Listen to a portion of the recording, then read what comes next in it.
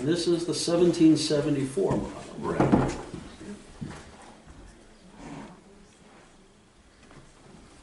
So this is, again, a straight comb. Still has the ring nut cock, so it's still a reinforced cock. This is going to start showing more evolution of advancement by Grebevall. This will appear, these were imported to the United States, but the vast majority of these that were brought in during the American Revolution were held in stores because they were considered newer, and maybe natural human tendency was that we would use the older ones first. So that's why the predecessor is really the one that saw most of the field service in the American Revolution. I will say the vast majority, I see a lot of these, I'm in the business of buying and selling them. I see a lot of these simply because they survive because they were in storage. And then they come out of storage, and after the American Revolution, there's such a tremendous war debt in the United States that the United States was auctioning off surplus arms. And also, at the end of the American Revolution, the United States adopted the pattern, the French pattern, 1766, as the basis for our future 1795 Springfield muskets. This one had some slight features that were not adopted, but you will find the 1774 on the collector market, for example, in more quantity. Doesn't mean they weren't Revolutionary War era, because they were brought here during the Revolution for the Revolutionary War. It just means that they probably were not issued, certainly to the degree the older ones were. But it will bear like a lot of, like you've got that trigger guard right there. Yeah. You'll see the truncating of the trigger guards getting shorter and shorter. This one bears out that fact that it's gotten shorter. As time goes on, they'll get even shorter than that. I guess it's like what scale of economy and simplistic manufacture. It will get shorter and it will get rounded.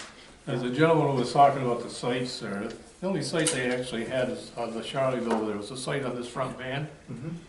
Yep. And this is your bayonet lug is still on the top on this here. The end up there, the bayonet lug, there's a French bayonet right here. It's marked US.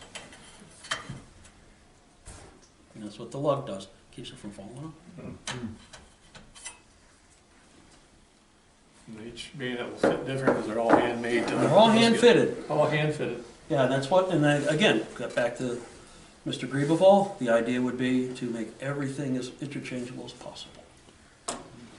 This here shows the lock starting around here too. Yes, that's the first 1770s. That's his idea. Yeah, one of the quickest ways, if you see one out there somewhere, the quickest way to identify if it's one of the earlier versions of muskets versus the 1770s and laters will be if the back of the lock plate is rounded or flat. All the earlier ones were flat. In fact, that one that was just, that's a 1763 lock plate, is totally flat, where this one has got a rounded. You'll put them side by side. Yeah. Oh. So you can see the difference there. Yep. So that's the fastest way you can tell. Now, can you comment, it's probably the earlier models, some of these would be marked US that were sent here. We know there was one they have down at the Van Alstyne House in Kansas area. I think it's marked 2nd New Hampshire on it, I believe. We were going to try and get some of those here, but we didn't. The very first importation of French arms after this whole deal was struck between Spanish money, French armor, clearing out French armories and all that. The very first ships that came in through Portsmouth, New Hampshire in 1776. And the very first issues of muskets went to the Hudson Valley, to the fortifications in the Highlands, Fort Montgomery, Constitution Island, those forts on the Hudson Valley. It was not until April 1777 that Washington and the Board of Ordnance or Board of War in the Continental Army asked or ordered that muskets and public property be marked U states, US, United States, whatever that is. The marking did not start in wholesale until April of 1777. So the muskets that you'll find unmarked And then that's not saying that all the muskets got marked, not at all. But the muskets that were in the field from 76 through 77 certainly were never marked. So they were used, they were consumed, they were just never marked. Certain regiments like New Hampshire, in fact, a lot of muskets were allocated to states. Well, the states don't want to lose their muskets. So New Hampshire or Connecticut, Pennsylvania marked their muskets PP, okay? Connecticut had, CT, and where's the CP? I forget for Pennsylvania, Commonwealth of Pennsylvania, CP. But anyways, these are muskets or arms that were given to the states. Well, they don't want to lose them because it's theirs, So muskets and accoutrements and canteens and all sorts of things were being marked as property record. And they were marking them right through the end of the American Revolution and even afterwards.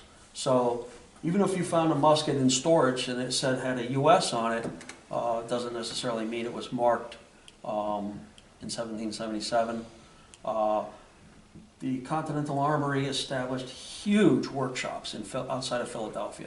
After the British evacuated Philadelphia, it became a massive workshop, manufacturing, repair center for the Continental Army. And as things were brought in, serviced, inspected, gotten ready to be sent back out to the field, as a matter of course, everything would be marked, so that it didn't leave the Philadelphia shops without a U.S. property mark on it. So you'll see that's where the vast majority of the marking originates. It would be in that time period, 1778, 1779, and later. State stores were marked even later on, when they went, a lot of the surplus muskets were turned over for state stores.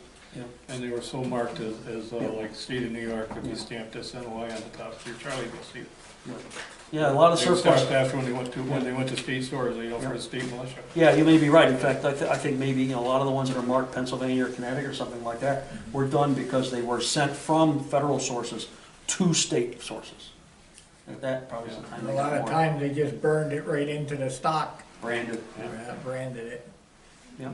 In fact, one of the guns over there that I brought, we hand around, you'll see how it's been branded right in. This is the 1795, or what is called the 1795 Springfield musket.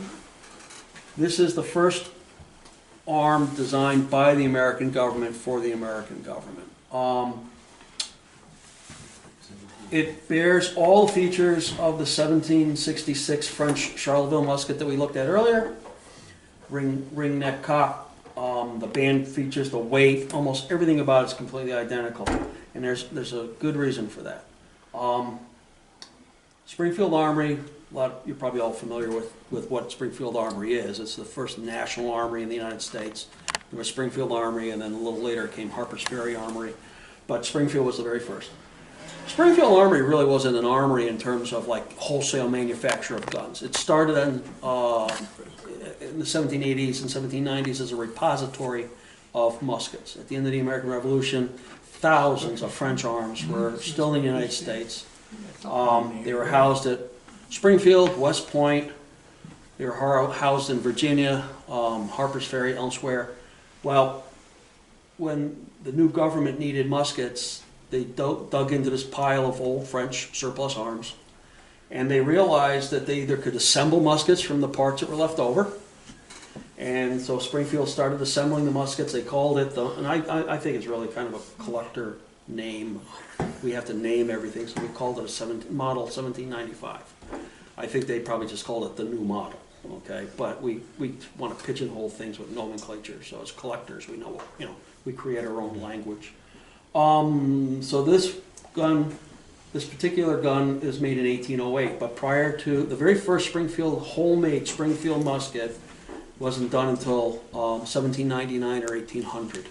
Because prior to then, with the model 1795, they were assembling muskets out of surplus parts. They had so much French surplus, they could assemble the guns, and then as they started running out of parts, they had to make a few. So you would have almost everything but a lock. So Springfield would go into making locks. So they started making locks, but then you'd have French barrels, French bands, even French walnut for the stocks. And then as they ran out of barrel bands and other parts, they started making the parts to fill the void. And so by the time you get around to 1800, a little bit thereafter, now they have the capacity to make the entire gun from scratch versus recycling old French parts. And that's where you go from being, I think that's where you go from being an armory, right, which is really a storehouse, to being an arsenal, which is actually a manufacturer. But that's a traditional example. You'll notice I think you put that regular, this is one that we cut down because when these first came out, the bayonets bayonet and barrel were all in piece originally. Well, they sweat soldered them They out. sweat soldered them out, and they had to take them all, they That had to was cut them all out. Yeah, that was a brilliant idea that. That was a they great realized idea. they didn't go anywhere. They were stabbing between each other too much. They realized that was and it's unwieldy. That's, It's unwieldy, so they realized that was not a great idea, so they did away with that. It's not too good. It's not too good going around with 6 bayonets all the time. Somebody's gonna get hurt. Yeah. You also notice you got a repair on the stock on That's this common one, too. Yeah. Yeah, was Wrist it, repairs. Yeah. there was a weak point on there. If they use these things as a club, which wouldn't surprise me, I mean, you know, they could crack them. And this One one of we, the worst things to do with an old gun is to stand it up in a corner, because all the weight of the barrel and all is right on this stock, and this is the weak part on a musket. And that's how a lot of the old muskets got broken. A lot of them got broken naturally in fighting and all. But this gun here, when I came to the museum, sat in the corner, and I said, oh my God, don't have that gun standing up like that, lay it down. I come back up, and the gun is standing in the corner again, and it got worse and worse and worse, and finally, yeah, it was weak in there, it was they took the gun, wobbly. laid it down, and I had a friend of mine, Bob Traver, who fixed the gun and put it back together again. Yeah, Bob did a nice restoration job, and then we kept the copper repair that had obviously had gone on there many, many years ago. We kept all that original. 1810, What's the lock say? 1810? 1809. Says 1809. That's understandable. No, that's understandable. So you'll find a date on the Springfields. They mark the lock with a date, and that says 1910 on the butt plate, 1810 on the butt plate. Says 1810 on the lock plate. That's understandable because we're going from Springfield Armory, especially, was one of the first American manufacturers to adopt modern manufacturing technique, which is assembly line production. So prior to then, traditional old world craftsmanship of making the gun pretty much from scratch yourself. You know, you would find the iron parts. People would manufacture iron parts. You would stock it together. It's a one-off production. You make one at a time or 4 at a time, but they're all individually made. At a certain point, Springfield would have stockpiles of locks, stockpiles of butt plates, stockpiles of barrels, stockpiles of bands, and you would be handed one of each, put it together. And so it's not uncommon that you'd find, like, within close approximation, an 1809 plate with an 1810 butt plate. I mean, that's, you know, within a few months of each other, okay? Versus if this had like a very early lock plate on a 1810 butt plate, I would be suspicious that it's not original to the gun. Paul, did they ever stockpile any surplus British stuff that was captured or relinquished? Yeah, they did. Interestingly enough, the Philadelphia shops were remanufacturing British muskets. You'll find a lot of those in collections where the brass would be refounded, and when you recycle brass, the recycling process burns out a lot of tin. So if you see a very red colored brass, which is high copper content, those parts were refounded or recycled. So they're basically melting the old brass, recasting it as new. And I've run across several instances of arms where the parts were new made parts from old British brass, right? Mm-hmm. They had thousands of British muskets in inventory from the surrenders at Saratoga and Yorktown and elsewhere. So interestingly enough, I know at West Point, in the inventory at West Point, they talk about having X thousands of French muskets, X thousands of British muskets, and X numbers of German muskets, okay? And in fact, in the early militia period of the 19th century, Massachusetts militia, some of them were being issued British muskets, because they had them in inventory. state stockpile, right? So the federal government's surplusing out all these arms, French arms, British arms, German arms. They're surplusing all this stuff out. So state of Massachusetts gets its allotment of surplus, or I think at the time they call them old British muskets. So these old style British muskets were in the state house stores in Massachusetts. And you got, I think one of the units was like, they had something called the sea fencibles or something like that. Was one of the militia regiments in around Boston area somewhere. And they say, well, here's a bunch of British muskets, you can use those. So they stayed in service until at some point, they go from the federal ownership to the state ownership to the point where they're just so unusable, they go up to the auction block and they go off into private ownership. And in the early militia laws of this country, all men between the ages of 16 and 60 had to serve in the militia, provide themselves with a musket, a military bore, and blah, blah, blah. So, you're under compulsory militia duty, and if you don't show up, you're supposed to get a fine. But, where do you go get a cheap gun? Well, you buy a cheap surplus gun, someplace, and so finally those guns wind up out into the civilian market to satisfy the needs of the enrolled militia. You can feel the heft of it. This is a reproduction of the 1766 musket. This one's branded United States.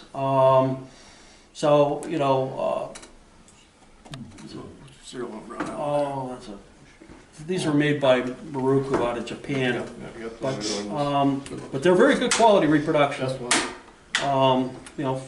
So you see how they function, the spark. I was going to say, just kind of in closing up, I brought a couple of books with me that you might find of interest. They're still published and they're available, easily available, whereas a lot of books are out of production, out of publication now. These two newer books are readily available. They're excellent quality books. I thought what you printed off here was actually pretty good. It's not missing much. Yeah. So I think it's fairly decent in terms of a quick reference. Yeah, I printed out like 20 of those handouts, so you can grab one, or you can look it up on Wikipedia, because I read through it. I thought it was pretty good. One thing we've noticed, I've noticed anyways, I did 35 years with West Point as a curator.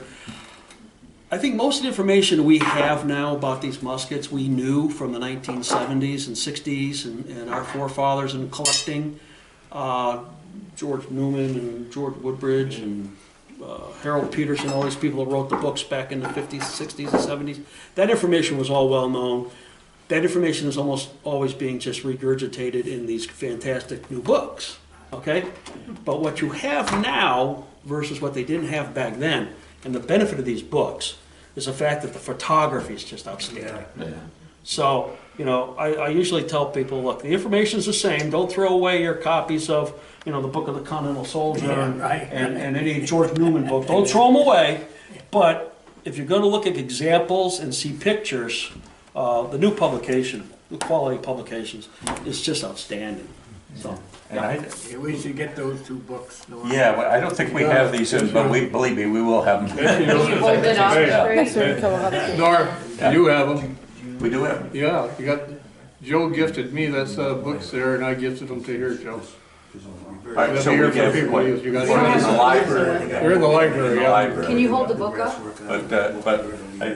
But for sale in the gift shop, I'll have to chase them down. Very simple, very simple. Mowbray Publishing. Can you guys, You get it? say something about shooting, like during Red War, shooting a solid musket ball versus bucking ball? Say something about that. Sure, yeah. I don't know if in fact, I don't think any European armies really thought about the buck and ball cartridge. They thought about a singular projectile.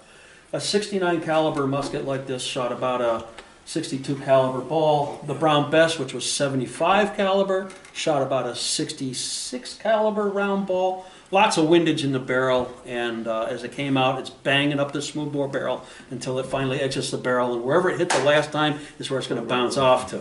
So I could be looking over this way, and it hits it, and I wind up hitting something over there. Buck and ball cartridges were devised during the Revolution, and they were issued. It's essentially a musket ball, 62 caliber musket ball, with 3 30 caliber, 32 caliber shots on top. So when you roll the paper cartridge, if you're familiar, you have a rolled paper cartridge like a tube. Okay, you have a pre-measured powder charge on the bottom, and it's tied with a piece of string. You have a ball, and then a bucket ball would be a ball with 3 little balls, and then it'd be tied off or twisted off at the top. And then when you load it, you take a cartridge out of your pouch, you bite the top off, you pour the powder down the bore, then you take and shove the rest of the package down on top. That's your wadding, the paper's the wadding, the balls are the projectiles. And so the buck and ball cartridge is issued during the American Revolution. It's just simply more of a, well, I don't know, I equate it to a shotgun blast, but it's somewhat similar in the fact that you have, it's almost like a ball with some fragments, you know, if you think of it that way. Shrapnel, whatever, you know. A lot more injury, a lot more damaging, and of course, when you're laying, you know, you got 500 guys blasting into an army. I mean, that's a lot of junk flying through the air, you know, and you don't want to be on the business end of any of it.